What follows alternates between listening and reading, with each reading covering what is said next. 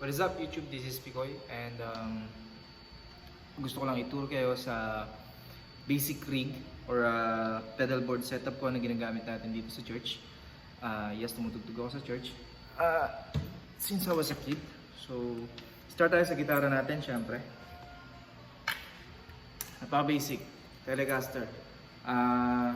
RJ to, RJ guitars ng Telecaster. So, wala na yung lagay niya dito, yung pangalan niya rito kasi kinoveran ko siya ng Macbeth, di ba? Sobrang hilig natin sa Macbeth. I don't know if it's obvious sa inyo, pero mahilig ako sa Macbeth. At eto, nirepaint ko siya, repainted to kasi wala naman lumabas na ganitong color ng RJ na Skycaster. So, ginawa ko is nirepaint ko siya, sarili lang, project lang. Nililihi ako lahat, ginawa kong orange. So black siya originally. So yun, restore natin. Yun, punta tayo sa ating pedal board na ginagamit again dito sa church. Napaka basic lang. Ano yung mga kailangan at ano yung mga madalas na nagagamit kapag sa church tayo tumutugtog. So okay, let's get into it. So yan, siya na yan guys. Ito yung gamit ko dito sa ating church kapag tumutugtog tayo. Which has lahat ng kailangan natin. As in lahat ng mga basic needs natin sa pagtugtog ng gitara, especially sa church. No? Kasi hindi naman masyadong maarte yung mga tugtugan na praise and worship. Hindi naman masyadong maarte sa effects yun. You just need some effects na, alam mo yun, magagamit mo. Mga essentials lang, kumbaga. So, okay. Let's start with my multi-effects. So basically yung setup ko ay hybrid. I have multi, I have individual pedals. So yun. Pero lahat yung mga essentials lang. Diba? So let's start with my multi. This is a Boss ME20. No? Medyo matanda na itong effects na to. Matagal na siyang sumikat. At ngayon nalaos na siya. Pero ito gamit ko pa rin kasi sobrang useful niya. No? Sobrang useful pa rin talaga nito effects na to. Let's start with my distortion or overdrive. So dito, ito yung overdrive modulations and yung napakalikabok pala, sorry. Modulation and delay or reverb natin. Pero paliwanag natin isa-isa. So let's start with our overdrive. Ito yung ginagamit natin for overdrive. So ito may clean channel muna pala.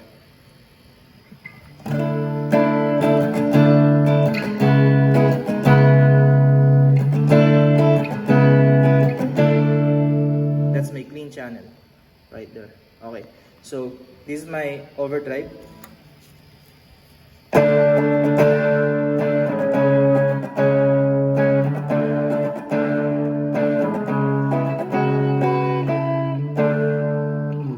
Yun, basic yan, di ba? Again, basic lang yan, overdrive, yung mga basic needs mo. After overdrive, this is my modulation. Huwag nyo napansinin yung pa ako kasi ganyan talaga yun. Pangit talaga pa ako eh. Hindi naman niya pinag-usapan. So, dito tayo sa phaser natin. Basic needs lang to, phaser. May mga praise songs na ginagamitan ng phasers, especially sa mga verses, pre-choruses, mga ganyan.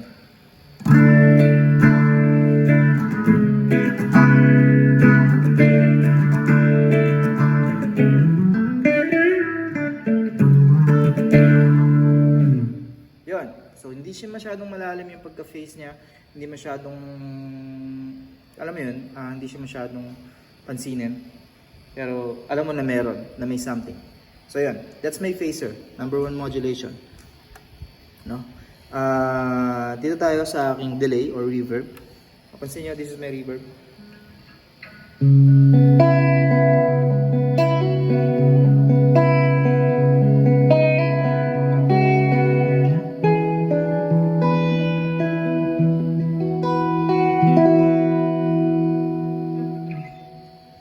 That's my reverb right there. So, itong reverb na to is as in reverb lang talaga siya. Wala siya ibang kahalo na distortion, overdrive or something like that. Reverb na reverb lang siya. Ginagamit ko to for intros ng mga worship songs. Let's say, gaya nito, Mighty to Save. Let's try.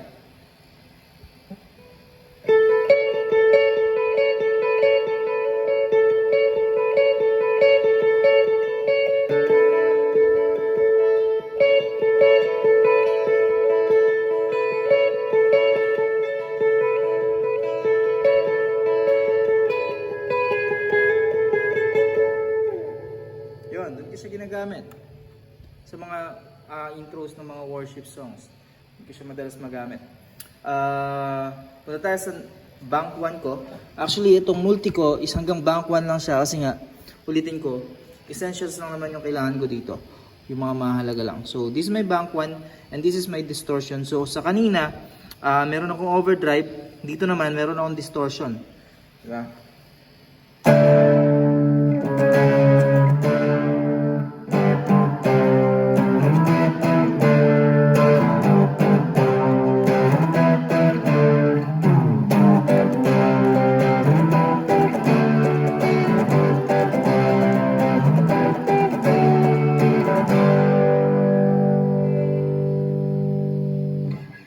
Yun, that's my distortion. Mas makapal siya compared dun sa overdrive ko kanina.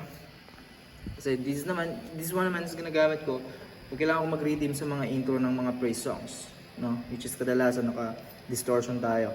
Choruses, ganyan, ginagamit din. Especially mga bridges, yan. Pinakamadalas ko magamit yan.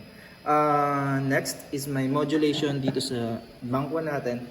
This is a chorus naman. So sa kanina, meron tayong phaser.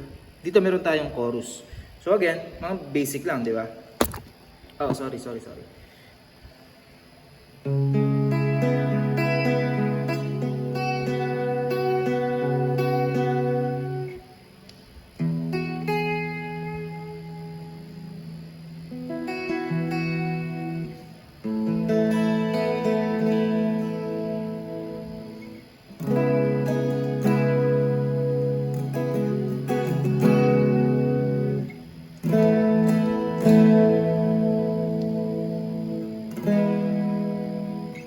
Yan.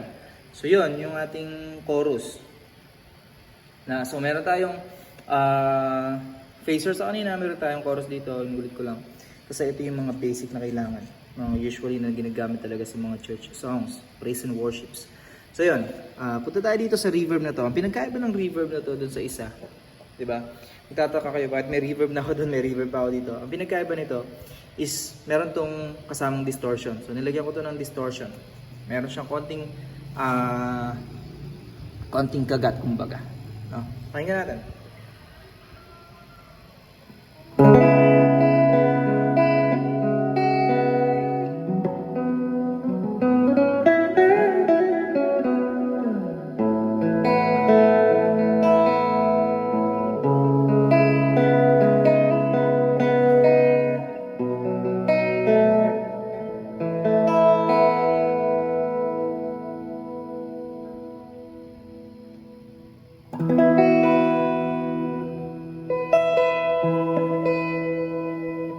Napapansin niyo pag kakaiba nila, pero pakita ko sa inyo.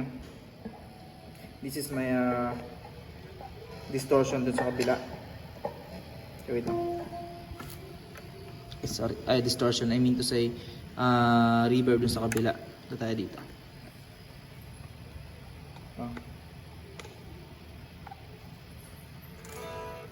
Sorry. So this is my reverb na wala siyang distortion. Lakas.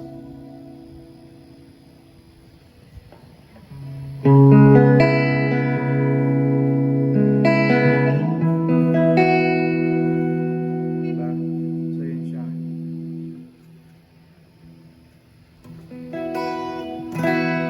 Yan.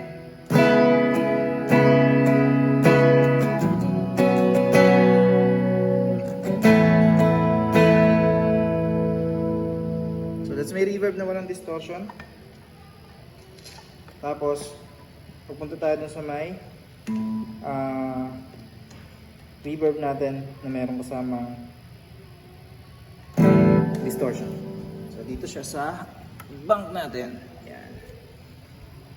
Sorry guys, kailangan pa yung mukha para abutin nyo.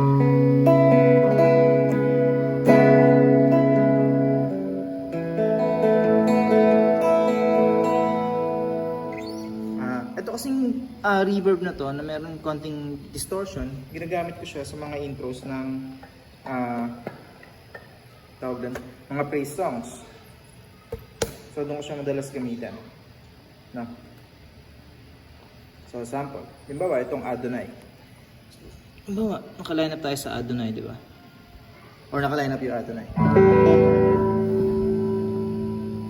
Sorry, dito talaga ako sanay siya ng sounds sa expression pedal ng boss natin. So, let's say for example, we gotta play Adonai now.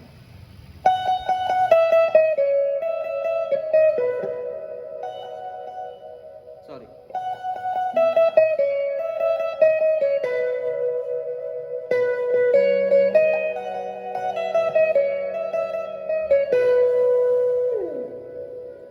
Yun. So, ito ko siya ginagamit sa mga intros ng play songs.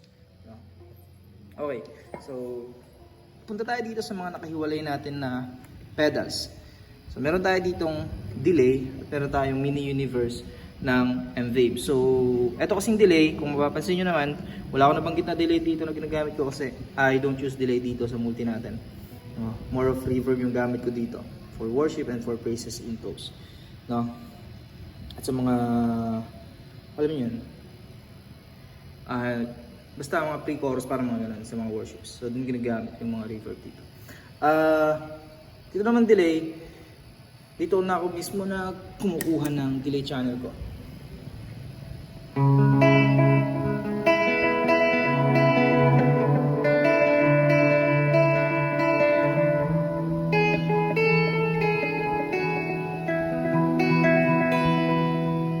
Yan, so, say for example, we gotta play Hosanna, dito ko na siya kukunin. Pero lalagyan ko siyempre ng konting reverb, diba?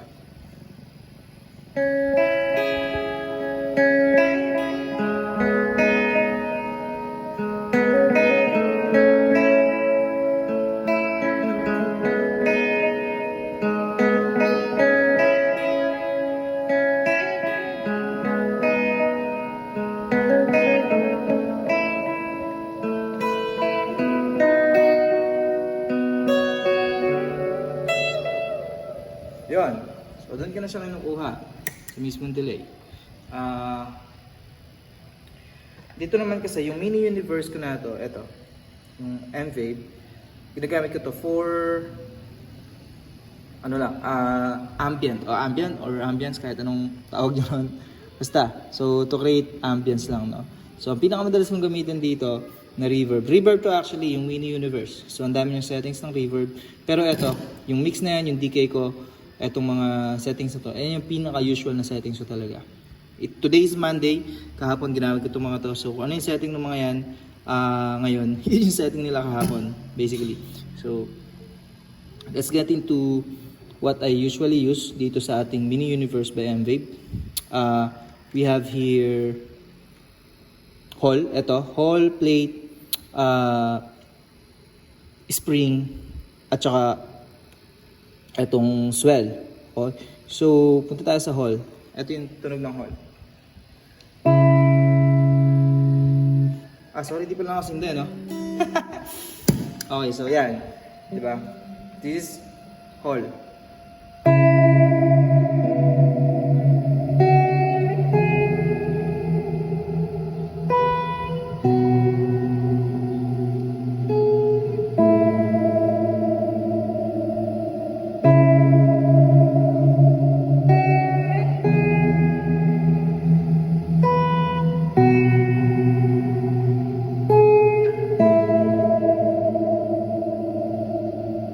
Ayan. So, pag nakukulangan ako minsan na dinadagdagan ko ng reverb, simple lang.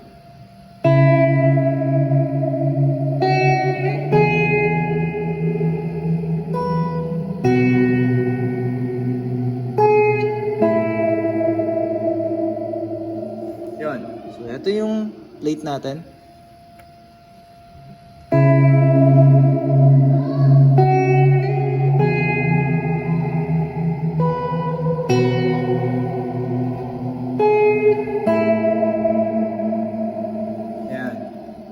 This is spring.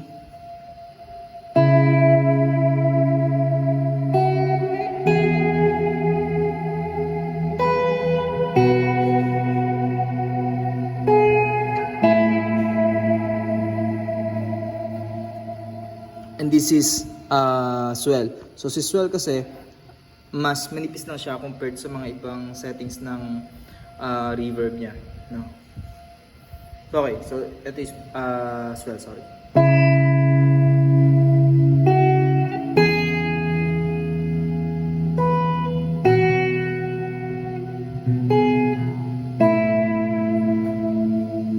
Yan, ginagamit ko siya madalas for pluckings, no? Mga lyrical, di ba?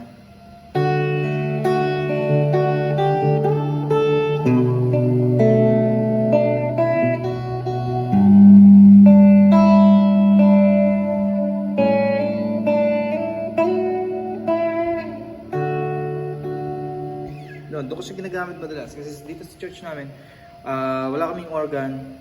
So, walang magagamit na organ. So, ito yung gamit ko, 'di ba? It sounds like at least merong nagli-lyrical, 'di ba? Ginagamit ko rin 'to pag ito yung gamit ko, si Swell, naglalagay ako ng reverb. Para naobliga ako maglagay ng reverb sa kanya kasi mas manipis siya compared dun sa ibang settings ng reverb sa MD.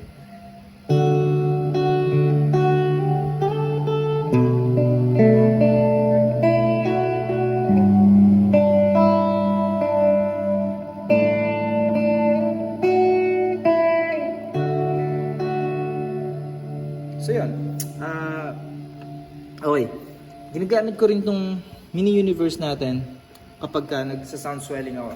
Let's say ganito yun. No?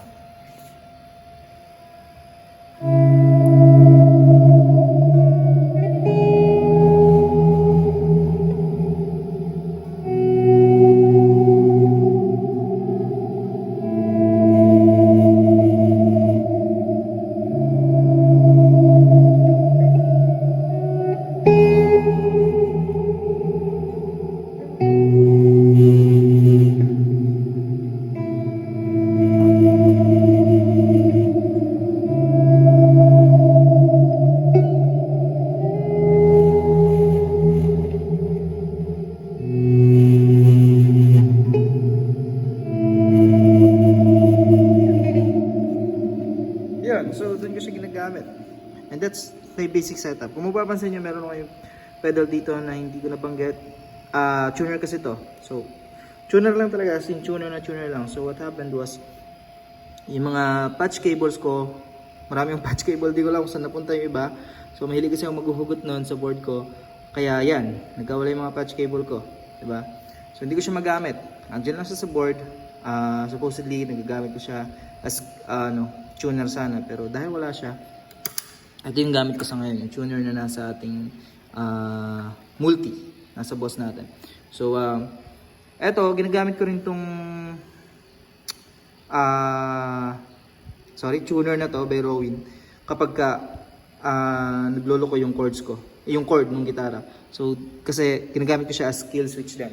Every time I use that, namamatay. So, hindi siya nagpa-pass through yung channel sa kanya. Hindi siya nagpa-pass through yung signal sa kanya. So, kill switch ko siya. So, pang emergency kill switch ko yan. That's basically my tuner and my kill switch ng board ko. So, yun. I use pedal power. Napaka-cheap nito. Like, 500 pesos. Basta ganun, 500 pesos lang to sa Shopee. 8 channels. Hindi ko siya pinupuno kasi takot ako na baka pag pinuno ko siya or pag nilagay ko lahat yung load sa kanya, papumuntok siya kasi sobrang cheap niya. So, hindi naman sa I don't trust it. Pero at least, di ba, nagtatagal siya sa akin. Sobrang tagal na niya, ilang months na. So, powered siya ng Type-C. Yun, Type-C na charger na white. Yan, tapos meron siyang 1, 2, 3, 4, 5, 6 na 100 mAh, no? At meron siyang dalawa na 300 mAh na power output. Yun. So, yan. Yun lang basic setup ko dito. Napaka-compact. Ano lang siya, hybrid na compact na pedal board. So, yan. So, I'm planning to build another pedal board na pwede kong magamit sa labas. Pag, alam mo yun, tumutugtog sa labas, at least, o sa bahay, napapaglaruan-laruan ko, napapagtripan-tripan ko yung mga effects ko, di ba? Pero ito kasi, specific siya for church use only. Kaya, kung ano yung settings niyan, yun na yun, hindi siya nababago.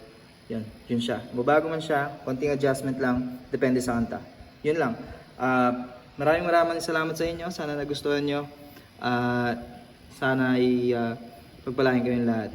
God bless you and your worship team, guys.